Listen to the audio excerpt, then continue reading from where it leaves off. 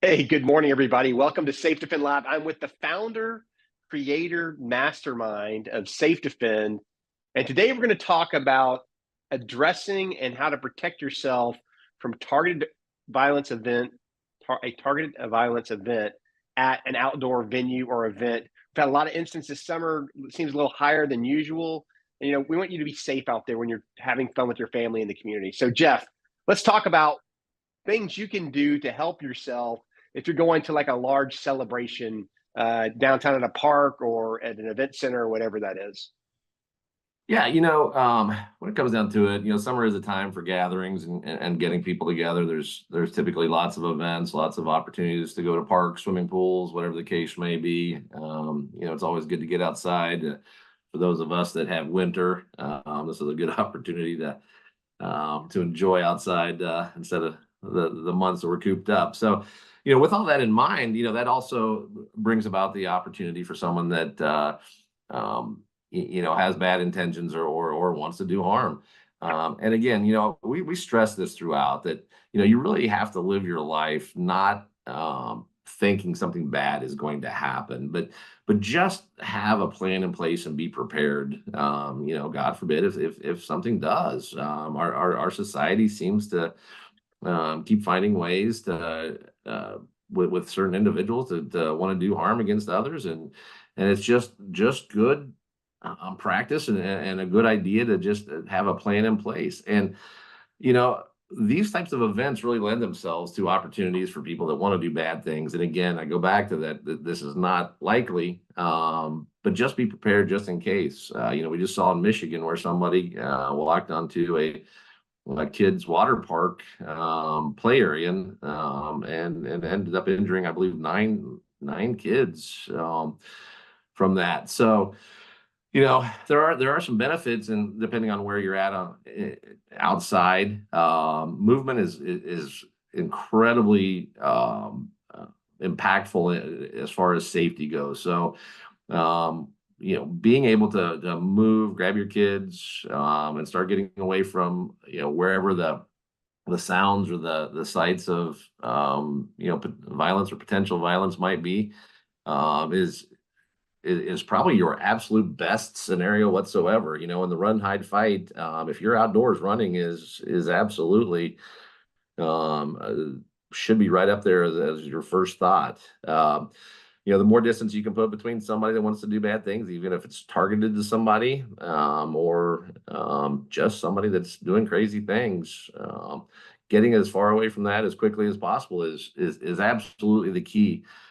But the other thing to do is, when you come to these events, just try not to get yourself boxed in. I think of recent 4th of July, everybody going to the fireworks shows. It can be very difficult to move with tons of people there. So thinking about, okay, if that doesn't become an option, what are other options?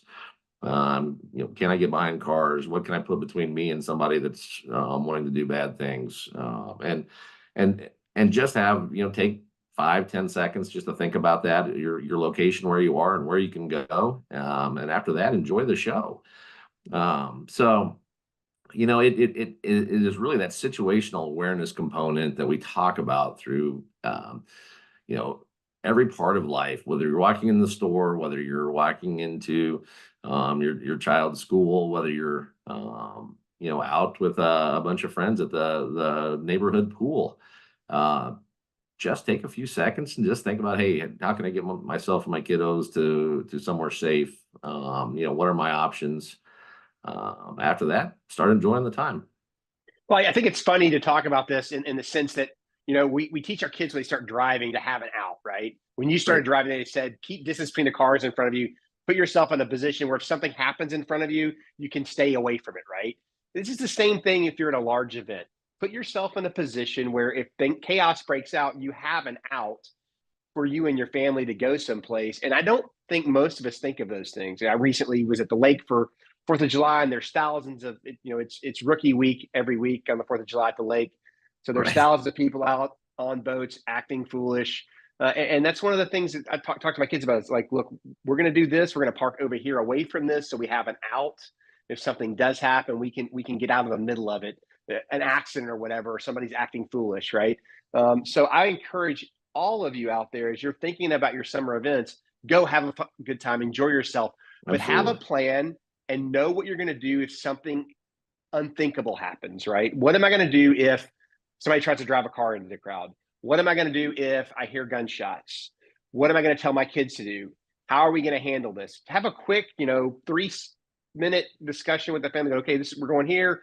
This is our plan. This is where we're going to be. This is our out if something happens. If you hear this, or this, go do this. And don't get afraid or concerned or excited. Just react to the situation. Most Absolutely. likely you'll never have to do this, but having a plan is always the best course of action. Absolutely. You see people freeze all the time when they haven't thought about something to do, and those are the ones that typically get hurt. I was just recently at the Kenny Chesney concert here in Kansas City, and packed and very, very exciting, great time. And you feel really safe when you get into the concert. Everybody has to go through metal detectors, and there's a lot of security running around. But where you really need to think about it at concerts or sporting events is before you get into the stadium. A lot of times there's a lot of crowds Yeah. waiting to go through the lines before you've gotten to the metal detectors. Sometimes I've gone to sporting events where I've been in the middle of a huge crowd trying to get inside the stadium, and there's very few options of where I could go if something bad was going to happen. So, uh, we would always recommend either going in a little bit early or going in a little bit late. Just, not try to get in there right in the middle of all the crowds. And honestly, that's the time you really need to pay attention to those types of events as well. Is not so much in the stadium, but it's on your way or as you're waiting to get in, which a lot of people don't think about. So yeah, situational awareness. We've had other segments on this. That's really what it comes down to, and it is really just an initial few seconds of kind of looking around and seeing what your options are. Like you said, maybe have a quick discussion on hey, if something happens, we're getting here and we're all going this way, if we can, and if not, we're going this way. And just taking a few moments to have those, could make and most likely would make all the difference if something bad happened. And if nothing does, which most likely it won't, you really haven't impacted your good time at all. Just remember this: prior planning and preparation prevents poor performance. Those 6 P's will save your life every day of the week. That's So, right. uh, And Jeff, situational awareness, just keep that that's in mind. right. So, with that, Jeff and Dave, we